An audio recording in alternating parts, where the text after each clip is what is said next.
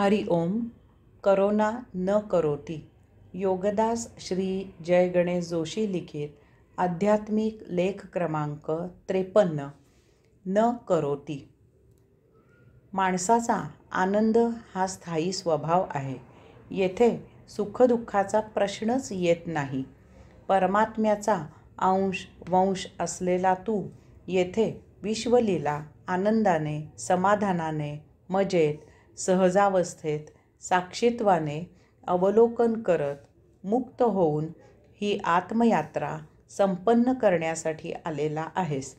मानवी देही 84 लक्ष देहांची सांगता आनंदाने करायची आहे.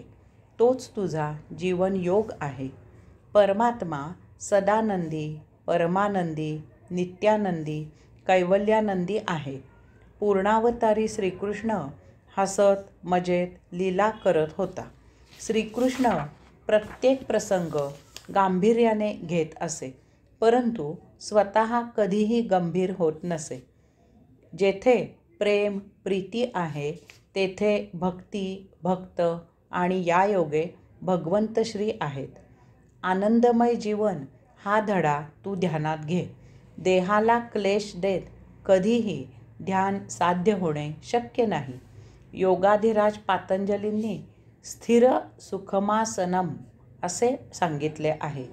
देहाला त्रास होणार नाही असे आसन घाल.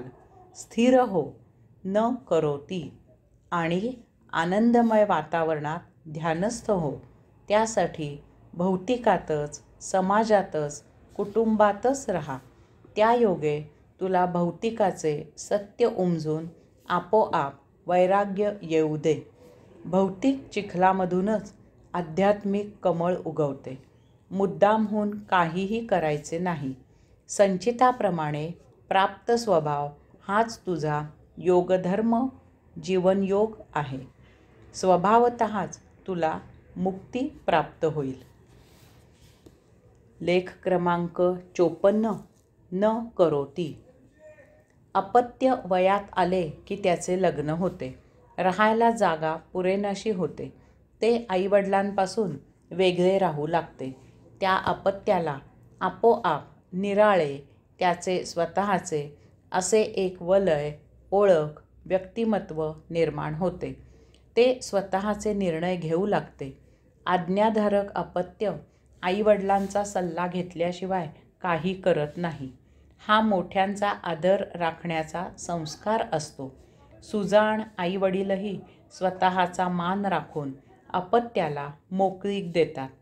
जीवाच्या बाबतीत असेच घडले.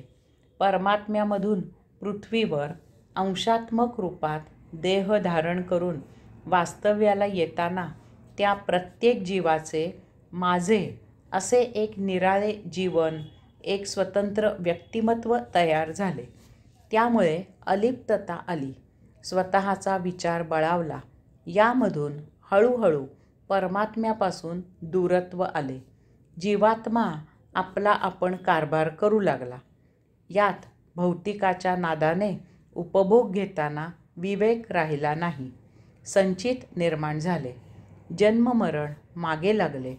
पृथ्वीवर येणे ही अंशात्म्याची अवनती आहे. प्रत्येक साधकाने, भक्ताने हे ज्ञानाने जाणून घ्यायचे आहे आणि परमात्म्याशी अप्रस्थापित झालेला संबंध पुन्हा जोडायचा आहे. त्याचा योग जुळवून आणायचा आहे. त्यासाठी देहापासून अलिप्तता साध्य होणे अत्यावश्यक आहे. त्याचे तत्व आहे न करोति. हरि ओम.